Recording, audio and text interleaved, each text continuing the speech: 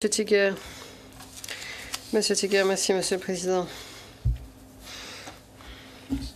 Mesdames, Messieurs les juges, les 12 et 13 juillet 1995, environ 25 000 civils musulmans de Bosnie ont été emmenés à bord d'autocars pour quitter l'enclave de Srebrenica en direction du territoire qui était contrôlé par le gouvernement bosniaque.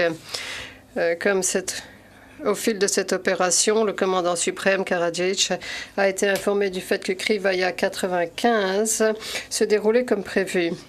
Comme Mladic l'a déclaré dans l'écoute téléphonique du 12 juillet que nous avons vu il y a quelques instants, la VRS transférait toutes les femmes, enfants et personnes âgées musulmanes, ceux qui souhaitaient partir et ceux qui ne souhaitaient pas, comme ceci avait été prévu, ordonné dans les directives 4 et 7. Voici un rapport du 12 juillet de l'état-major principal envoyé à Karadzic. Il décrit la situation au sein du corps. Toutes les unités du corps sont au niveau de préparation du combat le plus élevé pour assurer que tout se déroule comme prévu, qu'il n'y ait pas de surprise. Les unités sont engagées dans l'opération Krivaja 95 et doivent mener toutes les opérations de combat d'après ce qui a été prévu. Il poursuit en précisant certaines de ses actions et poursuit en disant, pour ce qui est de la situation dans ce territoire, dans le corps de la Drina et la zone de responsabilité de cette dernière, la population est emmenée de l'enclave de Srebrenica à Kladane d'une façon organisée. On estime que ce jour-ci, il y a environ 10 000 musulmans qui doivent être transportés.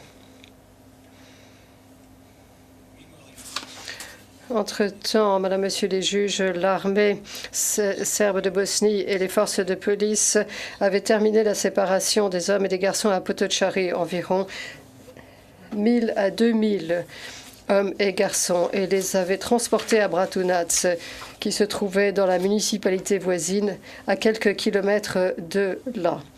Et cela le 13 juillet. Je vais maintenant évoquer un groupe plus important d'hommes et de garçons, ceux qui avaient été rassemblés à Souchnari et qui avaient commencé à s'enfuir vers le territoire contrôlé par les musulmans à Tuzla. Ce jour-là, le 13 juillet, des milliers d'hommes ont été capturés ou se sont rendus aux forces de la VRS ou du MOUP. Je souhaite vous montrer une séquence vidéo d'hommes de la colonne qui se rendaient.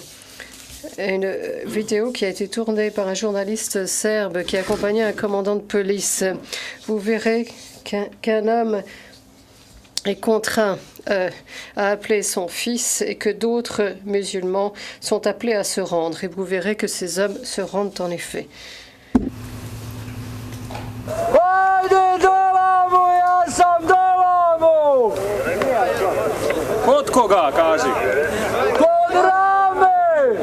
Evo te ramo, kaži kod Srba.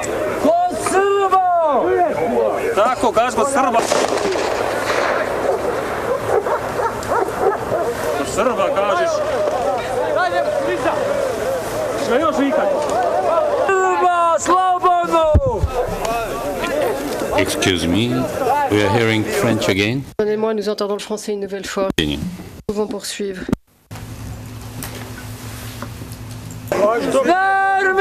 Nermine, venez ici, je suis ici, c'est sûr, avec les Serbes. Allez, venez, allez, tous, dites-leur tous, venez tous. Dites-le à nouveau, dites-leur qu'ils doivent venir. Oh, Nermine, ils apporteront du pain. Venez ici, c'est sûr, avec les Serbes. Venez, vous tous, tous autant que vous êtes.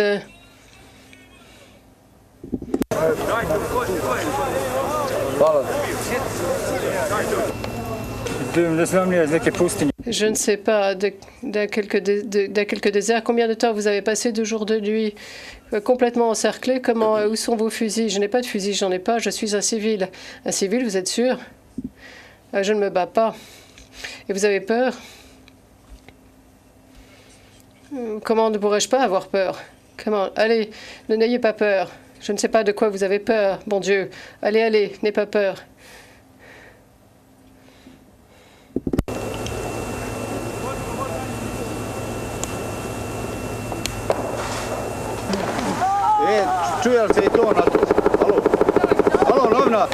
Est-ce que vous entendez le bruit ici? Hé, journalistes. Ils sont déjà arrivés. Avant eux. Enlève ce t-shirt. Celui-là? Oui. Et, mon Dieu, où est-ce que tu as eu ce t-shirt? Allez, enlève-le.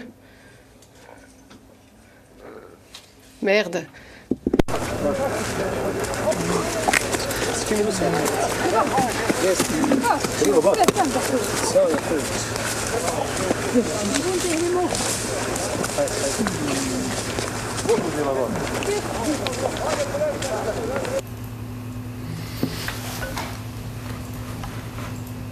Your Honors. Mesdames, Messieurs les juges, cet homme que l'on contraint à appeler son fils est un homme qui répondait au nom de Ramo Osmanovic. Ses restes ont été retrouvés dans une fosse commune. Son fils adolescent Nermin, que Ramo a dû appeler sous la contrainte en indiquant que c'était sûr de venir vers les Serbes. Fin de citation. Eh bien, ses restes ont également été trouvés dans une fosse commune.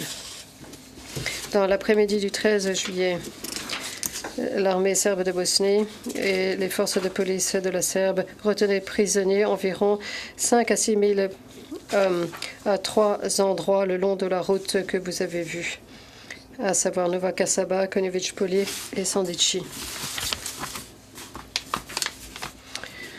Pendant toute l'opération, le commandant suprême Radovan Karadzic était tenu au courant des actions menées dans et autour de Srebrenica, y compris la reddition à grande échelle des hommes musulmans de la colonne. Dans la nuit du 13 juillet, la VRS a envoyé un rapport entre guillemets urgent à Karadzic qui a déclaré ce qui suit. Je cite, « L'ennemi de l'ancienne enclave de Srebrenica est en pleine débâcle et les troupes se rendent en grand nombre à la VRS. » Fin de citation. Et vous apprendrez que les rapports de la VRS envoyés à Karadzic au fil des jours suivants l'avaient également informé de la capture des musulmans par la VRS. Mais je vais me concentrer sur la date du 13. Dans l'après-midi du 13, environ 1000 prisonniers musulmans qui s'étaient rendus ou qui avaient été faits prisonniers ont été placés à bord de bus et conduits à Sandići, près de l'entrepôt de Kravica. Dans cet entrepôt, ces prisonniers ont été exécutés par l'armée serbe de police et par les forces de police serbes.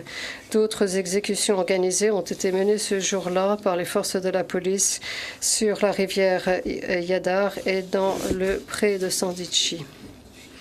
En fin d'après-midi et dans les premières heures de la soirée, pardonnez-moi, du 13 juillet, les prisonniers qui restaient, qui avaient été capturés le long de la route, ont été transportés à Bratunac, où ils ont été détenus dans des bâtiments, dans des autocars, dans des camions, dans toute la ville, avec les autres hommes musulmans qui avaient été séparés de leur famille à Potocari.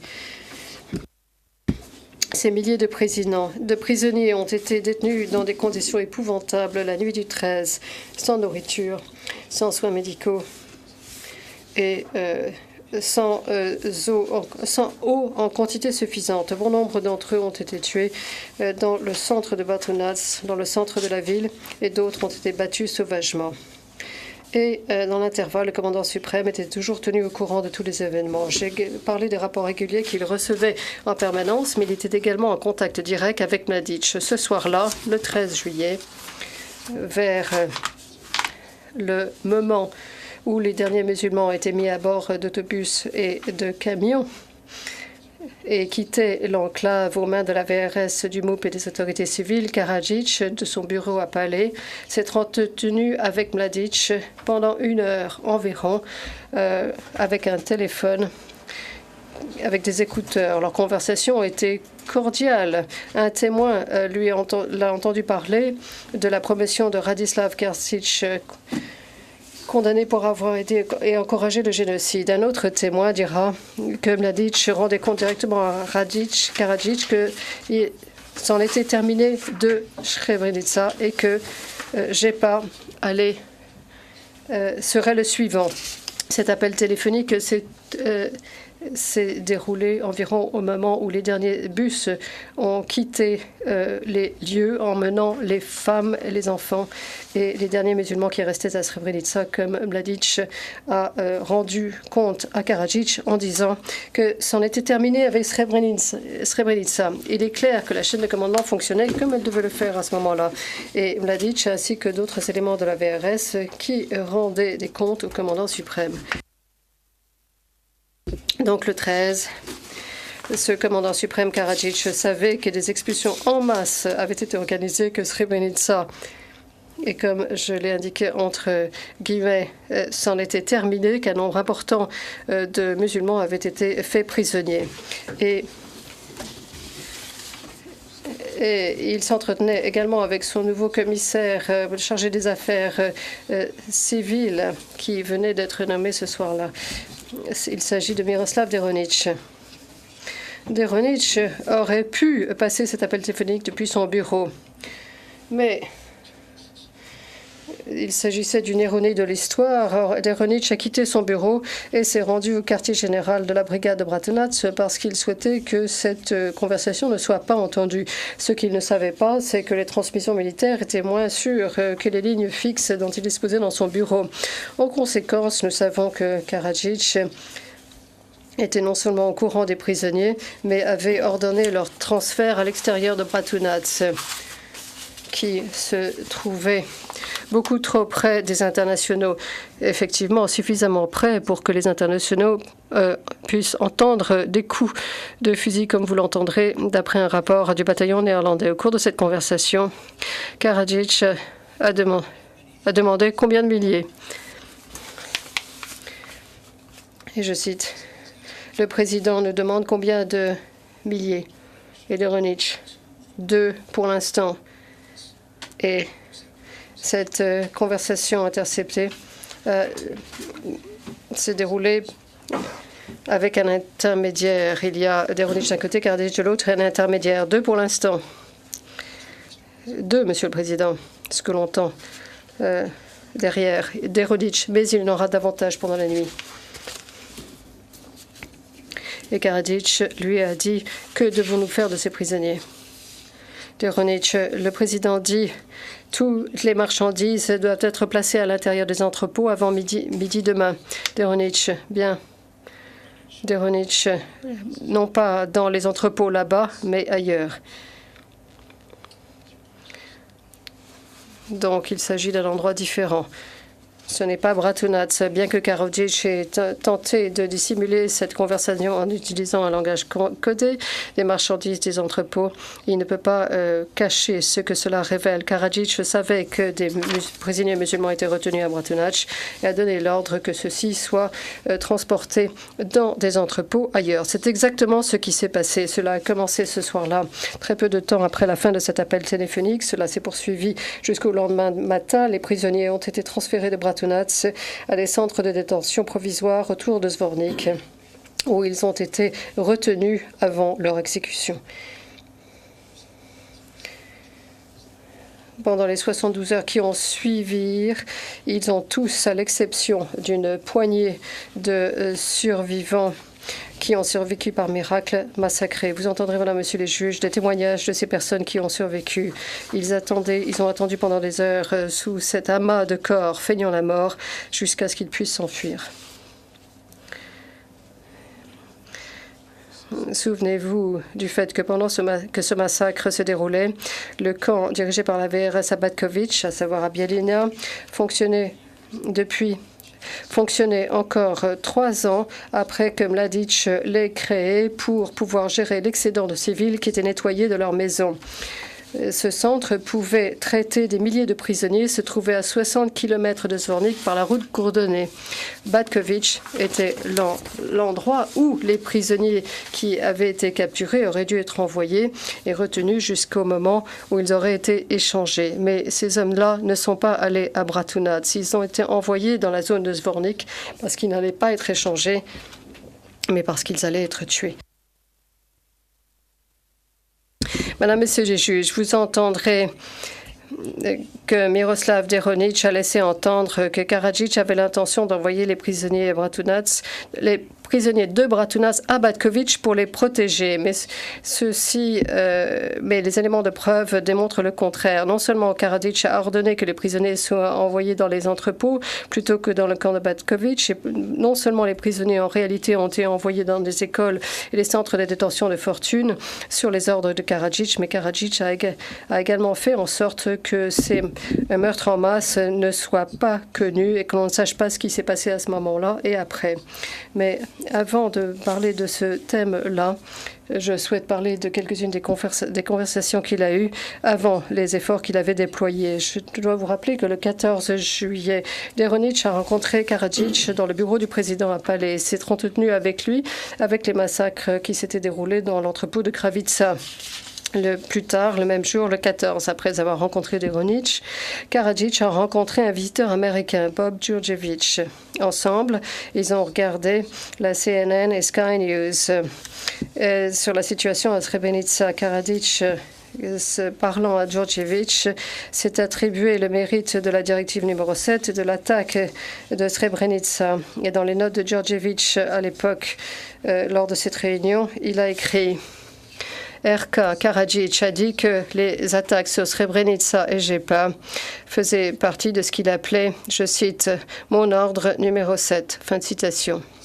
Il a dit que leur objectif consistait à porter la température au point d'ébullition. Fin de citation. À cette réunion, Karadzic a également reçu un appel téléphonique d'un de ses commandants sur le terrain près de Srebrenica concernant l'action militaire qui s'était déroulée autour de Konevich-Polje et Kasaba. Cet appel téléphonique était une des sources d'informations qui permettait au commandant suprême, l'homme qui avait donné l'ordre de cette opération, d'être informé pendant toute sa durée. Encore un autre exemple, au-delà des rapports réguliers, au-delà de Mladic, du commissaire civil de Karadzic, au-delà des appels téléphoniques directs des commandants sur le terrain, Karadzic a également reçu des informations à propos de la situation sur le terrain de la police et des services de sûreté de l'État. Dans cette conversation du 16 juillet 1995, un officier de permanence de l'état-major principal de l'armée serbe de Bosnie indique que Mladic vient d'appeler l'état-major principal serbe de Bosnie parce que Karadzic avait reçu des éléments de la police serbe et en particulier de l'homme chargé de la sûreté de l'État et que le commandant de Zvornik avait ouvert un corridor sur les lignes de la VRS et la colonne des musulmans traversait ce couloir pour passer dans le territoire contrôlé par les musulmans. Le président a appelé il y a quelques instants. Il a dit avoir été informé par Karisic, qui s'occupait des services de sûreté de l'État, que Banderovic avait organisé le passage des musulmans en direction de ce territoire. Je vais parler de ceci un peu plus tard, comment cet élément d'information, à savoir l'évasion des musulmans, a mis Karadzic en colère. Donc, qu'a fait le commandant suprême avec la connaissance que ces hommes musulmans avaient été capturés, détenus et massacrés? Il a fait en sorte que l'opération puisse continuer à se poursuivre et être couronnée de succès et donner des garanties fausses aux médias qui devenaient de plus en plus soupçonneux et d'une communauté internationale de plus en plus inquiète. Dès le début de l'opération de Srebrenica et longtemps après que la guerre, que le monde entier soit tenu au courant de ces meurtres en masse, Karadzic a dissimulé ce qui s'est passé ou ce qui s'était produit. Il a insisté pour dire que la population musulmane était partie de son plein gré. Il a menti aux médias lorsqu'il s'agissait de la capture et de l'exécution des garçons et des hommes musulmans. Mais la nuit du 13 juillet 1995, comme je l'ai décrit, Karadzic était parfaitement au courant du transfert forcé de la population. Il savait qu'il y avait des milliers de musulmans qui avaient été détenus à Bratunac et il avait donné l'ordre qu'ils soient transférés dans des entrepôts. Plus tard, cette nuit-là, vers 21h30, Karadzic a donné une interview à un journaliste espagnol El País. Lorsqu'on lui a demandé poser des questions à propos de Srebrenica, Karadzic a déclaré « Srebrenica est maintenant libre ». Malheureusement, très peu de musulmans peuvent rester à Srebrenica parce que maintenant, ils se rendent compte du fait que Srebrenica va appartenir à l'État serbe. Et étant donné qu'il est manifeste que les musulmans souhaitent vivre dans un État musulman et qu'ils ont exprimé leur désir de se rendre dans l'État musulman, la partie de la Bosnie qui est contrôlée par les musulmans et qui deviendra un État musulman ou une fédération musulmane et croate. Il a poursuivi en niant les allégations de nettoyage ethnique en déclarant « toute personne qui souhaitait rester pouvait rester ». Fin de citation. Il était très confiant, bien sûr, parce qu'il pensait que les médias n'avaient pas accès, par exemple, à la directive numéro 4, l'ordre donné pour le nettoyage des enclaves, ou la directive numéro 7, l'ordre qui indiquait qu'il fallait créer une situation intolérable d'insécurité totale, sans autre forme de vie ou de survie pour les habitants. 4 jours plus tard, Karadzic est à nouveau interviewé, mais cette fois par David Frost, un journaliste britannique. Cette interview se déroule au moment où les victimes des massacres de Zvornik étaient en train d'être enterrées dans des fosses communes. Quand on l'interroge au fin de savoir s'il pense avoir commis une erreur en prenant Srebrenica, étant donné l'immensité de la condamnation internationale, Karadzic répond « pas du tout ». Et il justifie sa position à l'aide d'un commentaire dans lequel il déclare que Srebrenica n'a jamais été une zone de sécurité, mais bien un fief. Quand interrogé par Frost, afin qu'il explique les allégations selon lesquelles 15 000 hommes de Srebrenica sont portés disparus et qu'on ne sait rien à leur sujet, Karadzic nie qu'il y a des portés disparus en dehors de ceux que l'on trouve dans la colonne qui est toujours en route vers tout cela. Et voici une partie de l'interview. David Frost, la question relative au nombre de personnes que nous avons découvertes, ou quoi qu'il en soit, qu'en est-il des chiffres que nous avons lus dans les médias? Votre activité favorite dans les médias, il est question de 15 000 hommes portés disparus dont on ne sait rien, originaires de Srebrenica. Et il est dit que vous les avez entre vos mains quelque part. C'est ce que nous avons lu. Karadzic, eh bien, hier et aujourd'hui encore, nous avons ouvert nos lignes et nombre d'entre eux ont pénétré dans le territoire musulman. Nombre d'entre eux étaient des combattants et notre commandant local les a autorisés à traverser notre territoire et ils l'ont traversé même la nuit dernière encore. Nombre d'entre eux sont dans les forêts, ils essayent de rejoindre le territoire sous contrôle musulman et nous ne nous interposons pas, nous ne souhaitons pas nous battre contre eux parce qu'ils n'ont pas l'intention de s'emparer de notre territoire, ils veulent quitter notre territoire. David Frost, et il n'y a pas 15 000 hommes à peu près qui sont portés disparus à Srebrenica? Réponse de Karadzic. Pas du tout, absolument pas. Nombre d'entre eux ont rejoint leur peuple hier et aujourd'hui, et demain ils le feront encore. Il y en a encore beaucoup d'autres qui passeront les lignes serbes. Fin de citation. Et voici ce qui s'est effectivement passé, Madame, Messieurs les juges, ce qui se passait à l'époque. Je ne vais pas rentrer dans le détail des horreurs de ces exécutions méticuleuses qui ont fait plus de 7000 victimes parmi les hommes et jeunes gens musulmans pendant toutes ces journées. Je vais simplement vous énumérer rapidement les massacres les plus importants. Le 13 juillet, entrepôt de Kravica, près de 1000 personnes exécutées au fusil automatique et à la grenade à main. Dans les jours qui ont suivi, du 14 au 16 juillet, l'école d'Orahovac et dans les champs entourant cette école, près de 1000 personnes exécutées. L'école et le barrage de Petkovići dans l'après-midi et la soirée du 14 juillet et aux premières heures de la matinée du 15 juillet 1995, près de 1000 personnes exécutées. L'école de Rochevich et Kozluk. Plus de 1000 personnes exécutées, plusieurs à Rochevich et plus de 1000 à Kozluk. Je vous montrerai des photographies de plusieurs de ces victimes après exhumation dans quelques instants. La première photographie que je vous montre est celle d'une fosse commune. Deuxième photo.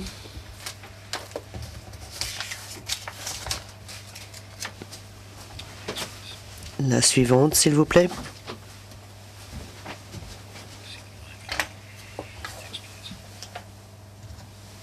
Vous voyez le bandeau sur les yeux, n'est-ce pas? Photo suivante. Vous voyez ici les mains de cet homme ligoté dans le dos. Photo suivante. Madame, Messieurs les juges, vous entendrez des témoins. Je demande la diapositive suivante sur les écrans. Vous entendrez donc des témoins de Kozluk. Vous parlez de ces hommes qui s'agrippaient à des mauvaises herbes et à des ronces alors que l'exécution les concernant était en cours sur les rives de la Drina. Voici une nouvelle photographie des cadavres exhumés à Kozluk. Je poursuis l'énumération des lieux de massacre. L'école de Kula, non loin de la ferme de Pilica Branievo. Plusieurs personnes exécutées dans l'école, les autres, au nombre d'environ 1200 exécutés à la ferme de Branievo. Vous voyez ici sur cette photographie quelques-uns des cadavres de Branievo. Le centre culturel de Pilica, près de 500 personnes exécutées. Eh bien, Madame et Messieurs les juges, ces massacres nécessitaient des moyens matériels énormes, des camions, des munitions, des engins lourds pour creuser les fosses et des milliers de litres de carburant, ainsi que des effectifs humains en grand nombre pour assurer la sécurité des sites de détention et d'exécution et procéder en tant que tel aux exécutions et aux et aux enterrements dans les fosses communes. Ces actes ont été réalisés rapidement, avec efficacité. Ils nécessitaient une planification et une coordination importante entre la VRS, le MOUP et les autorités civiles qui y ont participé. La liste de ceux qui savaient ou devaient savoir ce qui était en train de se passer est longue. Depuis Mladic, Tolimir et les autres membres de l'état-major principal, en passant par les officiers et les soldats du corps de la Drina, par les autres brigades, celles de Zvornik, de Bratunac et d'autres, faisant partie du corps de la Drina, pour aboutir au ministre de l'Intérieur et à ses subordonnés du MOUP, et en premier lieu au commandant suprême. En dehors de ces massacres gigantesques dans toute cette période, il y a eu des tueries organisées de moindre importance sur les rives de la rivière Yadar, dans la vallée de la Tcherska, à Sandichi, dans l'école de Luke, non loin de Tischa, à Snagovo, Turnovo et Bissina. Et les tueries ponctuelles visant les hommes musulmans se poursuivent au-delà du mois de juillet. Comme les rapports de la VRS le montrent, après le 17 juillet, des hommes musulmans qui s'étaient échappés ont été pourchassés et exécutés sur place dans les environs de Srebrenica et de Jepa. Pendant toute cette période, à partir de la chute de Srebrenica, des articles ont paru dans les médias et ont largement circulé. Il y était question de nettoyage ethnique massif à Srebrenica et indiquait que des massacres avaient été commis par les forces serbes. Le 17 juillet 1995, le jour même où Karadzic accordait son interview à Frost, un journal britannique rend compte de piles de cadavres découverts devant l'entrepôt de Kravica.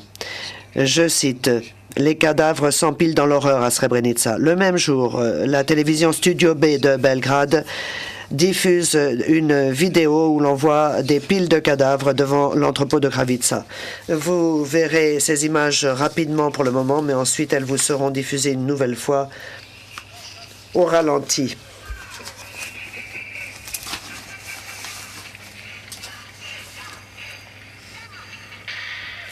Attends, reste ici.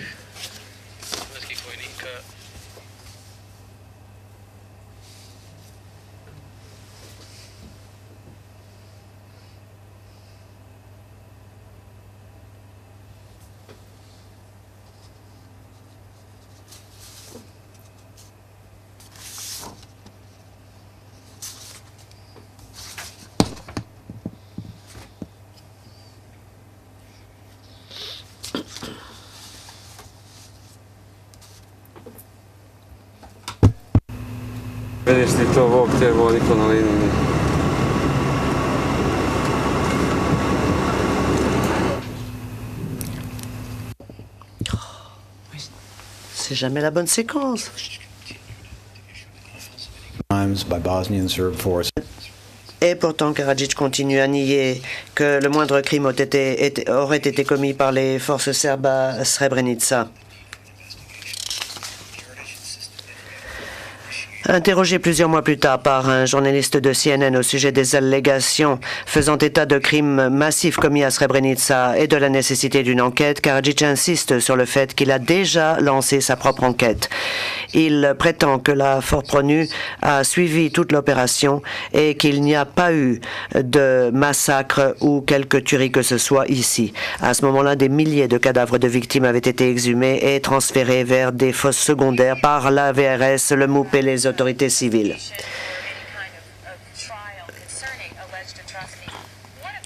Vous dites que vous êtes favorable à une enquête ou à un procès lié à des allégations d'atrocité. Qu'en est-il des questions qui n'ont pas encore obtenu réponse au sujet de Srebrenica? Est-ce qu'il y aura une espèce d'enquête qui va être menée? Est-ce que vous vous engagez à ce qu'une telle enquête soit menée? Karadzic répond: j'ai déjà ordonné une enquête au sujet des allégations, entre autres relatives à Srebrenica. On m'a dit que les responsables de la Forpro-NU avaient suivi toute l'affaire, qu'il n'y avait pas eu de massacre, pas de tuerie de masse, pas de tuerie de façon générale, que les musulmans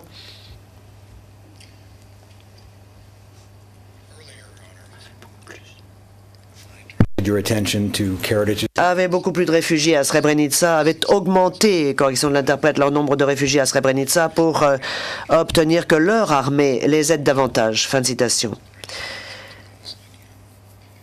Madame, Monsieur les juges, il y a quelques instants, j'ai appelé votre attention sur les mots prononcés par Karadzic devant l'Assemblée serbe de Bosnie le 6 août 1995, alors qu'il félicitait et s'arrogeait le mérite de l'opération de Srebrenica. J'appelle maintenant une nouvelle fois votre attention sur ces propos avec l'aide d'une diapositive cette fois-ci. Je cite: « Le moment est venu et j'ai signé la directive numéro 7 visant à la capture de Teochak, Srebrenica, Jepa et Gorazde. La directive a été signée et nous nous sommes engagés dans l'action. J'étais favorable à toutes les décisions que nous avons prises et je les soutiens toujours.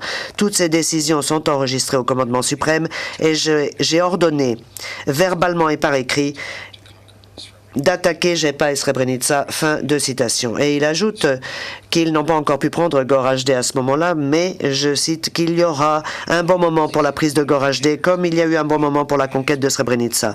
Il y aura un bon moment pour l'attaque et la destruction de Gorazde. Fin de citation. À d'autres occasions, il désignait nommément des commandants dignes de félicitations, en particulier Krstić. Ceci durant l'interview du 4 août 1995 en particulier, où il déclare, je cite, « Eh bien, Krstić, par exemple, qui a planifié tout cela devant moi et j'ai approuvé cette mission pour Srebrenica, il l'a fait exceptionnellement bien. Bien entendu, l'état-major principal, Mladić et les autres ont apporté leur concours, mais il faut savoir que Krstić est un grand commandant militaire. » Fin de citation. La seule préoccupation que Karadzic ait jamais exprimée au sujet de Srebrenica, c'est que est dû au fait que l'un de ses commandants ait laissé échapper des musulmans. Il était furieux que quelques musulmans aient pu s'en sortir. Voilà comment Karadzic décrit la fuite de ce qu'il appelait les Turcs à l'époque, parlant des personnes qui avaient fui vers les territoires tenus par les musulmans, et il le fait devant la 52e Assemblée bosno-serbe. Je cite: « 9000 Turcs en armes dans les forêts et les montagnes auraient pu reprendre Srebrenica. Ils auraient pu brûler Milici, Vlasenica et Zvornik. Les gens de cette région peuvent vous en parler parce que ceci aurait pu se passer s'ils avaient eu suffisamment d'intelligence et s'ils avaient eu un bon commandement. C'est une division terrestre qui compte 9000 hommes. Ça aurait dû être une opération terrestre. Nos hommes à eux seuls auraient pu le faire et Dieu nous a sauvés. Près de 50 à 60 de nos hommes ont été tués là-bas en essayant de les encercler. Mais plusieurs milliers de soldats ont fini par réussir à passer. Aujourd'hui, la division de Srebrenica a été créée. Elle a été déployée à Tuzla. Elle a reçu l'ordre de retourner à Srebrenica. Nous n'avons pas pu encercler et détruire l'ennemi parce que nous étions trop pressés de prendre Jepa. Et nous avons affecté 2 généraux à Jepa pour qu'ils perdent 15 jours à des négociations avec des jacasseurs et des imbéciles qui perdaient leur temps au lieu de laisser Rajko Kušić finir le travail, ou peut-être le général Krstić qui s'est avéré très très bon. Fin de citation. Qui étaient Krstić et Kušić qui auraient dû finir le travail? Krstić était lieutenant-colonel. C'est celui qui a dirigé le nettoyage de Novoseoci à Sokolac en 1992. Nettoyage au cours duquel les hommes ont été séparés des femmes et des enfants, les femmes et les enfants expulsés et les hommes exécutés. Je cite, « Pendant la journée, le village de Novoseoci a été Čišćenje, c'est le mot utilisé en langue originale, donc nettoyer ou ratisser, à Glasinačko polje. En 1995, Krstić était général et pendant l'opération de Srebrenica, comme je l'ai déjà dit, il a été nommé commandant du corps de la Drina par Karadzic. Voici une écoute téléphonique où l'on entend Krstić et le chef de la brigade de Zvornik, chef d'état-major de la brigade de Zvornik, Dragan Obrenović. C'est un poste qu'il occupe depuis le 2 août 1995, qui montre bien que Krstić poursuit ses efforts pour nettoyer la Bosnie orientale, effort commencé en 1992. Voici la conversation. Krstić, est-ce que vous travaillez là-bas? Réponse de l'interlocuteur. Bien sûr, nous travaillons. Krstić, bien. L'interlocuteur. Il y en a quelques-uns de plus qui ont été pris. Krstić, L'interlocuteur, soit à coup de fusil, soit en sautant sur des mines. Krstić, tuez-les tous, bon Dieu. L'interlocuteur, tout se déroule selon le plan. Krstić, n'en laissez pas un seul vivant. L'interlocuteur, oui. Krstić, n'en laissez pas un seul vivant. L'interlocuteur, tout se déroule conformément au plan. Tout. Fin de l'écoute téléphonique. Et Kušić, qui était-ce? Eh bien, Kušić était une personnalité politique et militaire de haut rang, originaire de Rogatica, membre de l'état-major principal du SDS, qui avait été à la tête des opérations de nettoyage de Rogatica en 1992. Voici un rapport qui date d'août 1995 et qui montre que lui aussi, comme Krstić, était en train de finir le travail à Srebrenica. Le 7 août 1995, dans l'après-midi, dans les gorges de la rivière Pracha, 5 baliyas qui restaient là, baliya étant un terme péjoratif destiné à désigner les musulmans de Bosnie. Donc, 5 baliyas qui étaient toujours là et qui, après la chute de Jepa, s'étaient mis en marche selon l'itinéraire suivant. Luka, traversée en bateau de la Drina, Kamenički potok, Babina Gora, Gradina, Kapetanovići, traversée de la Drina sur des troncs d'arbres, Crnivir, Kopito, Medjeda ou Stipracha sont descendus sur les rails de chemin de fer à Doub et ont essayé d'atteindre Renovica à pied en longeant les rails. Ils ont été liquidés. Ce groupe a été séparé. Son voyage a duré 10 jours. Le même jour, non loin de Luke, un Ustashi sans armes, né à Srebrenica, âgé de 24 ans, a été liquidé. Avant de mourir, il a dit qu'il avait suivi les autres parce qu'il cherchait à manger. En bref, Madame, Messieurs les juges, Karadzic, le commandant suprême, était directement responsable des directives 4 et 7, 2 directives dont le but était de chasser les musulmans de Srebrenica. Il voulait que les choses avancent. Il poussait Krstić à faire avancer le plan encore plus loin. Une fois que les forces de Karadzic ont commencé l'attaque, il a approuvé très manifestement que l'on s'écarte un peu des plans opérationnels immédiats pour envoyer ses forces à Srebrenica. Dès que ces forces ont pris Srebrenica, elles l'en ont informé sur le champ. Il a également été informé du fait que les choses se déroulaient conformément au plan et que les musulmans étaient chassés en grand nombre au cours de l'opération qui exigeait une coordination avec plusieurs municipalités. Il a été aussi informé du fait que des musulmans étaient capturés en grand nombre. Mladic le lui a dit, dès que tous les civils ont été entassés à bord des autobus à Srebrenica. Il lui a dit que Srebrenica c'est fait. Entre guillemets. Karadzic a transmis sous forme codée un ordre visant à la prise de prisonniers de Bratunac et à ce qu'on les emmène vers des entrepôts, entre guillemets. Ces commissaires civils triés sur le volet lui ont rapporté que des prisonniers musulmans avaient été assassinés dans l'entrepôt de Kravitsa. Il a appelé le QG de l'état-major principal qui lui a appris que les hommes musulmans étaient en train de fuir vers le territoire tenu par l'ABIH. C'est le seul aspect de l'opération qui a provoqué chez lui l'expression de regret et il a dissimulé tout cela auprès de la presse. Il a couvert le fait que la VRS avait des prisonniers et qu'elle était en train de les exécuter. Et il continue toutefois à dire que tout cela ne s'est pas passé. Madame, Messieurs les juges, les crimes de Srebrenica, les expulsions massives de femmes et d'enfants, les massacres visant les hommes, ces faits atroces ont été prouvés à de très nombreuses reprises lors d'autres procès menés devant ce tribunal. Bien entendu, il y a certaines personnes qui, par ferveur nationaliste, avec entêtement ou par naïveté, continuent d'affirmer que Srebrenica ne s'est jamais passé. Mais lorsque l'homme qui était commandant suprême des forces responsable de ces crimes, l'homme qui a reconnu qu'il avait mis ses forces en action, lorsque l'homme qui était en contact avec ses forces du début à la fin, lorsque cet homme nie que cela se soit passé, c'est parce qu'il sait que la vérité le condamne. Mais s'agissant des victimes en vie, des survivants, femmes, personnes âgées, ou personnes qui étaient des enfants à Potocari en juillet 1995, il n'est pas question de savoir si cela s'est passé. Il n'est question que de la durable douleur qu'entraîne le deuil. Pour ces survivants, il n'y a pas de récupération possible, pas de récupération des vies qui ne sont plus et qui ne peuvent pas renaître. Je veux parler de la vie de leur mari, de leur père, de leurs frères qui ont été emmenés et assassinés. Leur tragédie permanente fait partie de ce long héritage dû aux crimes commis par l'accusé et que prouveront les éléments de preuve plus que convaincants qui seront soumis à la Chambre. Ces éléments prouveront qu'il l'emporte avec force sur les dénis de l'accusé. Madame, Messieurs les juges, je conclurai rapidement, mais avant de le faire, je tiens à dire quelques mots de la façon dont Karadzic a dissimulé ses crimes.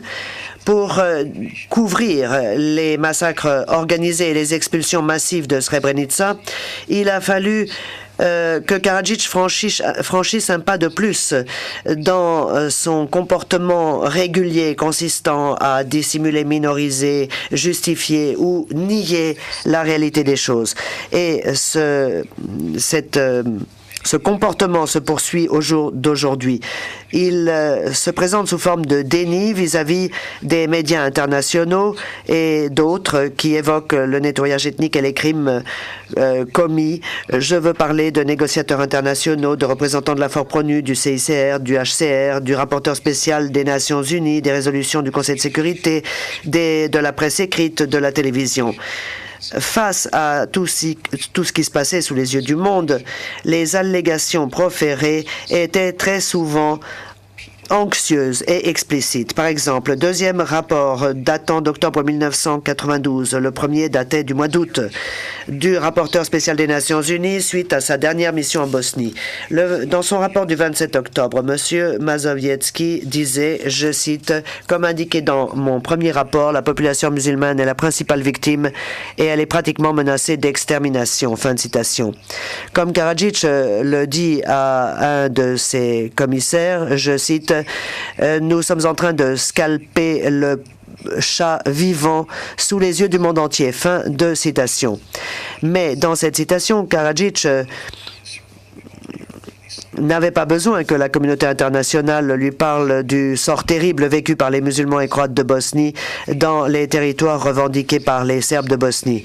En dehors des rapports qui évoquent ce fait, rapports de son armée et de sa police, en dehors des aveux et reconnaissances provenant du cercle de ses intimes, certaines de ces déclarations, nous les avons entendues.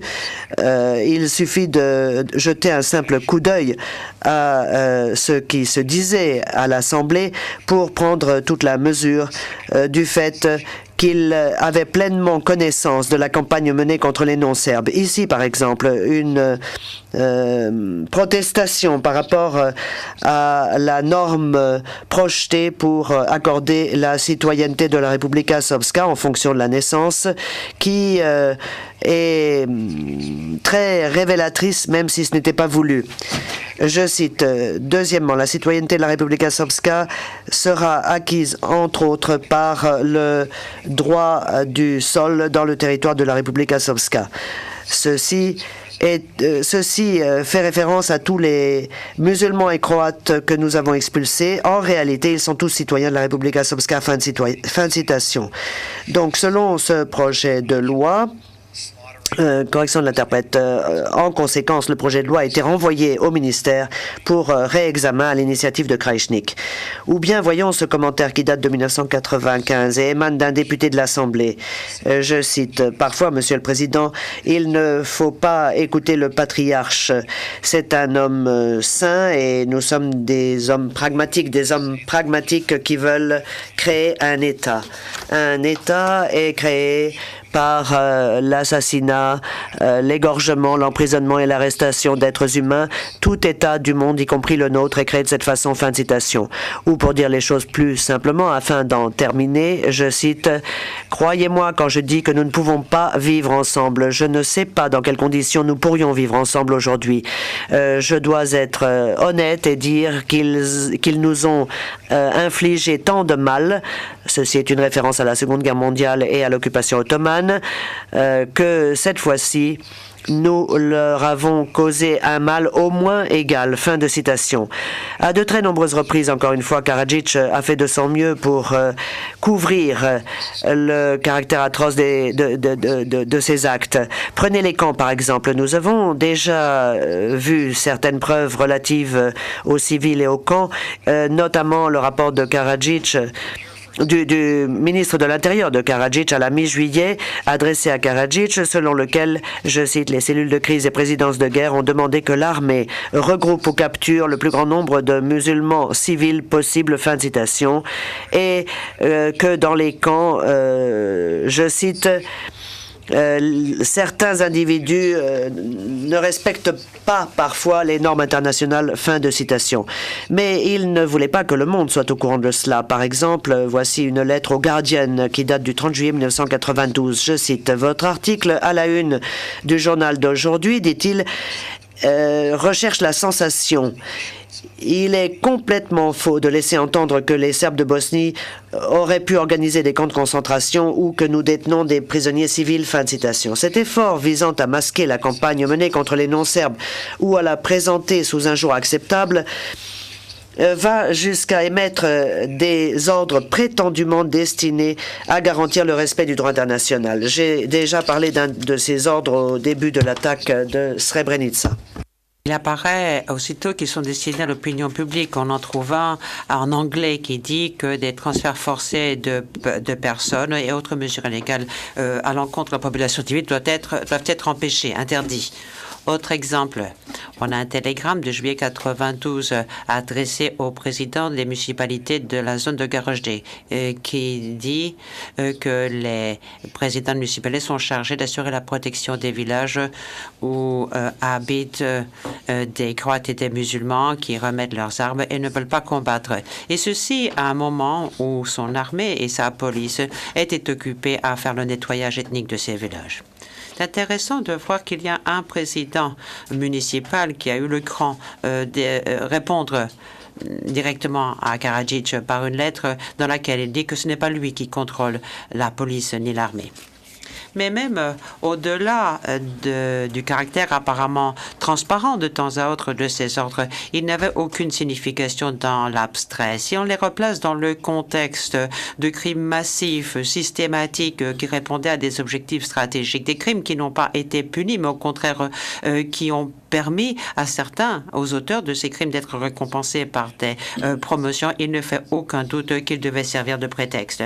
Aucun officier, aucun commandant n'a été puni pour avoir nettoyé des villages croates aux musulmans. Au contraire, l'accusé a promis à récompenser, à encourager les coupables de ces crimes. Le 9 janvier 1994, par exemple, Karadzic organise une cérémonie au cours de laquelle il annonce que, contrairement à tous les mensonges, à toutes les calomnies des marchands de propagande internationaux, l'armée serbe a su préserver son caractère chevaleresque et son honneur militaire dont elle est digne. Et il a décoré ses chefs militaires et politiques, Radoslav Berjanin, Vojko Prešanin, Ratko Mladic, Rakomir Milošević, Deronic, Stanislav Ganic, ainsi qu'une unité tristement célèbre comme celle des Panthères de Mao Tse, de la région de Bielina. Les ordres de Karadzic diligentant des enquêtes sur les crimes sont tout aussi symboliques. Il a fallu attendre une équipe de la télévision ITN qui a révélé l'horreur des camps qui allait occuper la une des médias du monde entier dans les jours qui suivirent ce premier reportage pour qu'une enquête soit ordonnée sur la totalité sur ces crimes. Vous aurez l'occasion de voir ces documents, mais voyez ici ce que représente le rapport, la totalité des rapports d'enquête sur les camps de la SAO de Krajina. Moins de 2 pages. Et les rapports sur les camps de l'Arak étaient tout aussi minces. Maniacha, le camp de Maniacha, où 3500 personnes ont été détenues, fut bouclé en moins de 300 mots. Le camp de Karaterm, où se trouvèrent 4000 personnes, moins de 60 mots. Pas un seul mot sur les crimes qui y furent commis. Il y avait aussi un rapport du ministère de l'Intérieur qui s'appuyait notamment sur ce que disait Simo Darjacha, le chef de police locale qui administrait le camp d'Omarska. Ce rapport a été envoyé à une commission qui comptait parmi ses membres un des interrogateurs du camp. Là aussi, pas un seul mot sur les crimes. Darjacha, fidèle à la tradition qui voulait qu'on allait accorder des promotions à ceux qui avaient réussi le nettoyage ethnique, loin d'être démis de ses fonctions, a été décoré et promu. Mais les enquêtes, les dénis servaient à soutenir ce qu'affirmait foncement Karadzic à la communauté internationale lorsqu'il disait que non, il n'y avait pas de nettoyage ethnique. Toutes ces dénégations faisaient partie de ces efforts de dissimulation absolue. Car Mladic disait en mai 92, et je le cite, ce qu'il a dit à la 16e séance de l'Assemblée lorsqu'il fut nommé chef de l'état-major principal et lorsque les objectifs stratégiques furent énoncés par Karadzic. Je le cite, « Ce que nous sommes en train de faire doit se faire dans le secret le plus absolu.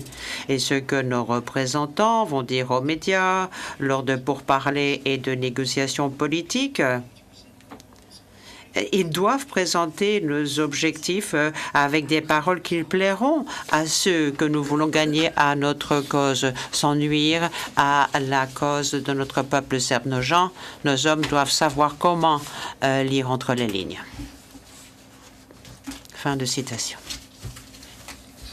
Madame et Messieurs les juges, en 1994, l'accusé a dit à ses parlementaires à l'Assemblée: aujourd'hui, nous nous trouvons à l'endroit où nous étions au moment de la conférence de Lisbonne, à la veille de la guerre. La seule différence, c'est le nombre de victimes énormes dans les 3 camps. Nous avons ruiné des villes et quelqu'un en est responsable. Mais la question de la responsabilité ne se pose pas maintenant. Fin de citation. Alors, qui est responsable de ces villes dévastées, des mosquées, des églises détruites, des vies perdues, des familles brisées, des survivants traumatisés? Est-ce que les responsables sont seulement les gardiens de camp qui battaient les prisonniers ou les regardaient subir des sévices commis par d'autres? Est-ce que ce sont les commandants de camp qui surveillaient ou supervisaient ces crimes commis chaque jour? Est-ce que ce sont les chefs municipaux comme Deronic ou Stakic qui ont créé des camps coordonnés, soutenu les forces militaires et supervisé l'opération de nettoyage ethnique? Est-ce que ce sont les chefs régionaux comme Berjanin qui ont exhorté les Serbes à laisser le moins de musulmans possible dans la région et ont supervisé l'effort de séparation ethnique forcée? Est-ce que ce sont des chefs militaires comme Galic et Milosevic qui ont mené des campagnes de terreur contre les civils et qui ont supervisé la capture et l'exécution de milliers de musulmans? Est-ce que c'est seulement le commandant de l'état-major principal de la VRS, Mladic, qui a dirigé les opérations de l'armée de nettoyage ethnique, qui a terrorisé Sarajevo, qui a massacré les hommes et les garçons de Srebrenica?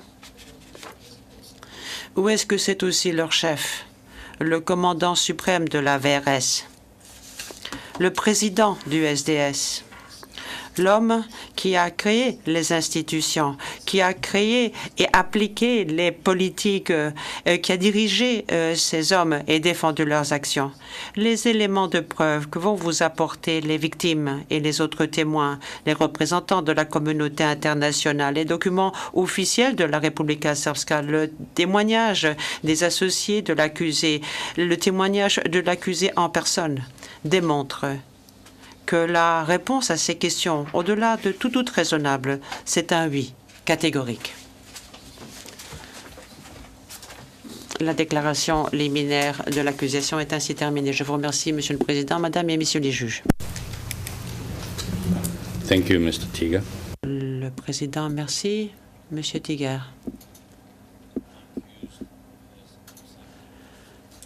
L'accusé a décidé de ne pas assister à l'audience pendant 3 journées consécutives, alors que nous l'avions plusieurs fois mis en garde. Nous lui avons dit que un tel comportement qui faisait obstruction à la bonne administration de la justice ne serait pas toléré.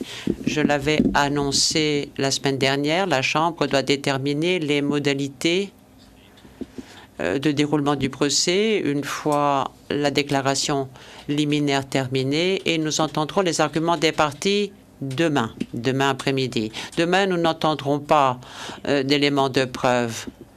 Il n'y aura pas de témoignage. Nous voulons entendre tant l'accusé que l'accusation qui auront l'opportunité de présenter leurs arguments respectifs avant que la Chambre ne rende sa décision. Mais je voudrais répéter ceci à l'attention de M. Karadzic. Je voudrais lui transmettre une fois de plus notre mise en garde, et je demanderai au greffe de transmettre la bande-son comme le compte-rendu d'audience à M. Karadzic et à ses conseillers juridiques. S'il décide de ne pas assister à l'audience, nous allons peut-être décider de poursuivre en son absence et décider de commettre un conseil qu'il représentera, qu'il réfléchisse longuement à cette situation avant de présenter ses arguments à l'audience de demain. L'audience est levée. Vous levez.